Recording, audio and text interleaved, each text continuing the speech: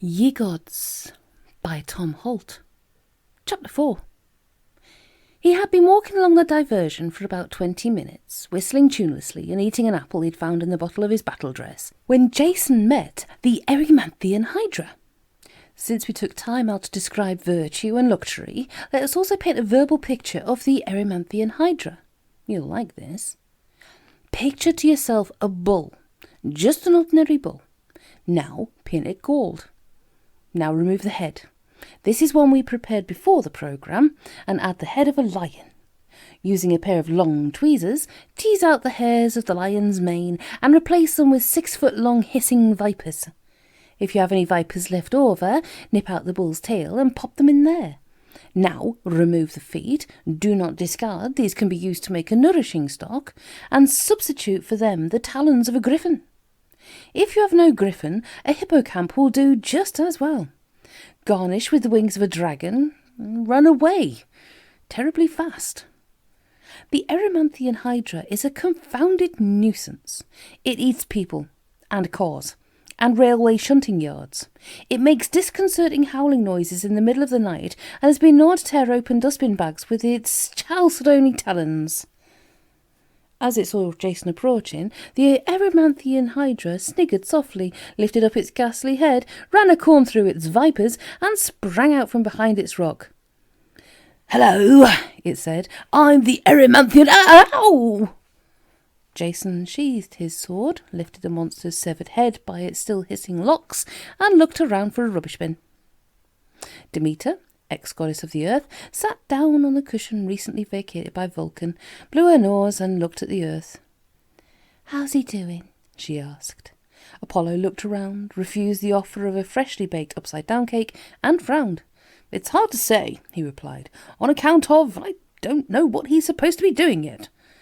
Demeter raised an exquisitely plucked eyebrow and reached for the scorecard. "Easy," she said. "Visit to Kingdom of Colchis," she read out. "Passing through Caucasus Mountains. Meets witch, 2. Gives judgment of Jason, 6. Slays Erymanthian Hydra, 10. Yes, all right," said Apollo. "But what's he do in the end?" "I'm getting to that," replied Demeter, running her finger down the envelope. "Thessalian Centaurs, recovers Golden Fleece, 2000, replay. Where's he got to now?" "That's just it," Apollo said. "You see, he's going the wrong way." "You what?" Demeter looked up sharply.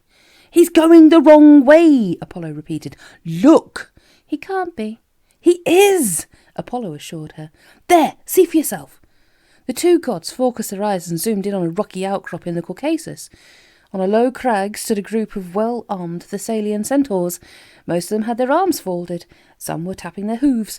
Their leader had given up looking at his watch and was shaking it to see if it had stopped. "He's late," Demeter guessed. The intellectual requirements for making corn grow are not stringent. "More than that," Apollo replied. "He's missed them out completely." The two deities looked at each other. "Perhaps," Demeter ventured. "He's just chicken." Apollo looked down at the spot on the hillside where the blood of the Erymanthian Hydra had just burnt a crater in the living rock.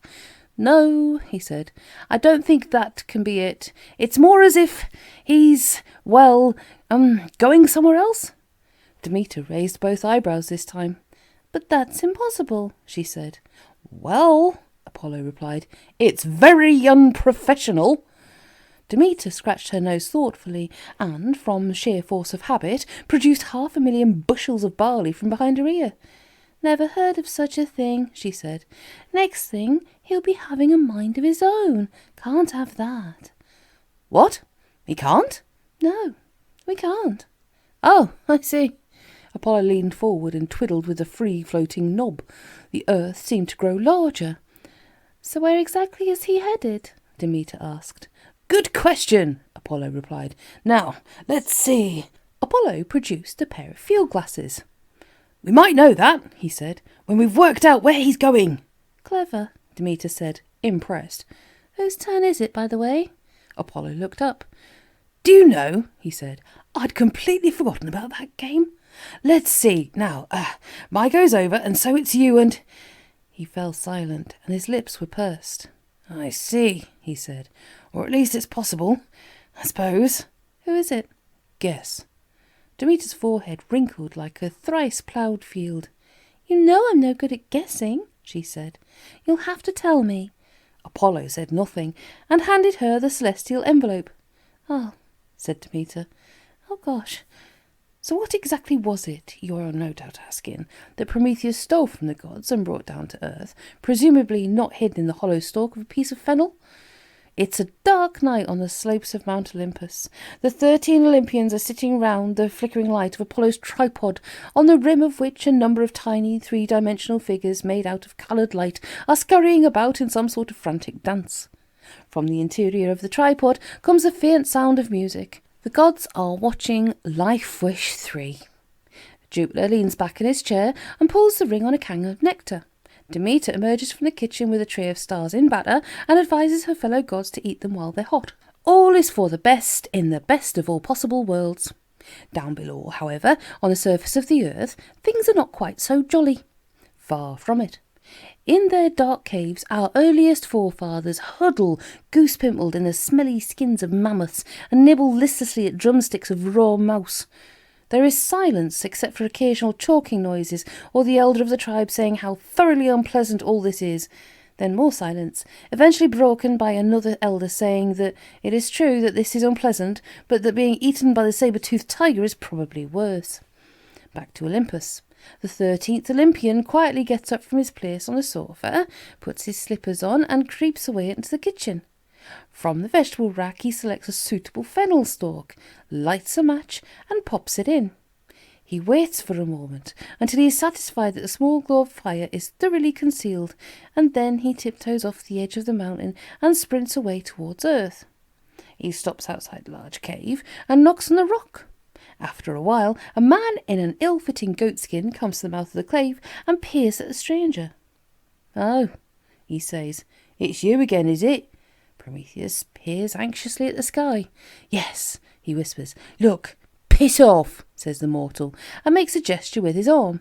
What he is trying to do is slam the door in the Titan's face, and since there is no door, however, he has to rely on mime. "Look," Prometheus hisses urgently. "No," says the mortal. "You look. We've had enough of you, got it? After last time." "Ah, yeah," snarls the mortal. "Dunno how you've got the nerve to come back here after all that." Prometheus winces slightly. "I told her," he said. "Don't open it, I said." The mortal makes a contemptuous noise.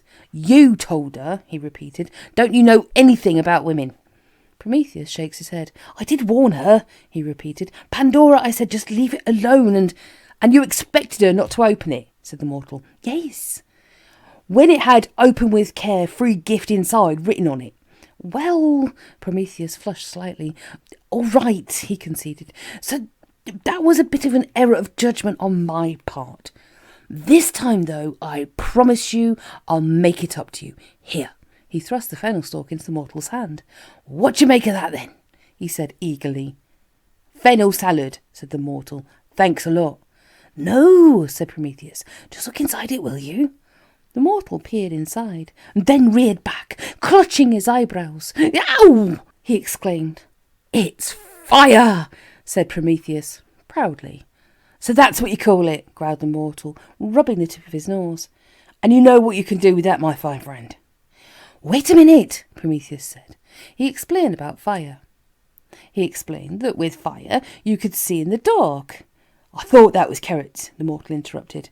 "How you could cook food, how you could smelt metal, how you could boil water, killing the germs, producing steam that could turn a turbine, how you could—" The mortal wasn't listening. He was looking across the darkened valley to where a neighbouring tribe were tentatively building the first log cabin and grinning mischievously. "Right," said the mortal. "Thanks, much obliged. Don't let me keep you," and turned to go back into the cave. "Hold on," said Prometheus. "I haven't finished yet." The mortal stiffened. "Oh, yeah," he said warily. With his left hand he groped for the heavy flint axe he kept behind the door for just such occasions. "Fire," said Prometheus, "is all very well in its way, but I've got something that's really going to change your lives." "Change?" inquired the mortal. "Or just shorten?" change, Prometheus assured him, out of all recognition, from being wretched creatures of a day, dragging out a pointless existence in semi-bestial squalor. "Here!" said the mortal's wife from inside the cave. "I heard that!" "Instead," Prometheus said urgently, "you will be the sons and daughters of light, peers of the blessed gods, basking in the glow of the golden age of the world. Promise," he added. "Oh yeah," said the mortal, his fingers tightening on the handle of his axe. "That good, is it?" "Yes," Prometheus replied. "Listen to this." He cleared his throat, drew himself up to his full height, and said, "When is a door not a door?" The mortal frowned, puzzled. "What's a door?" he asked.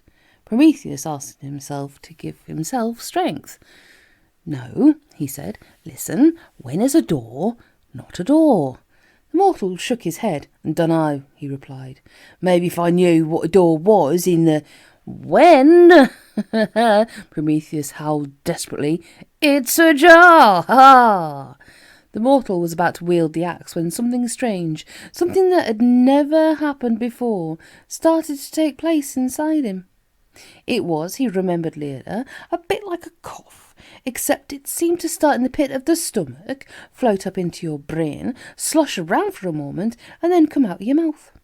For the first time in the history of the human race, a mortal laughed.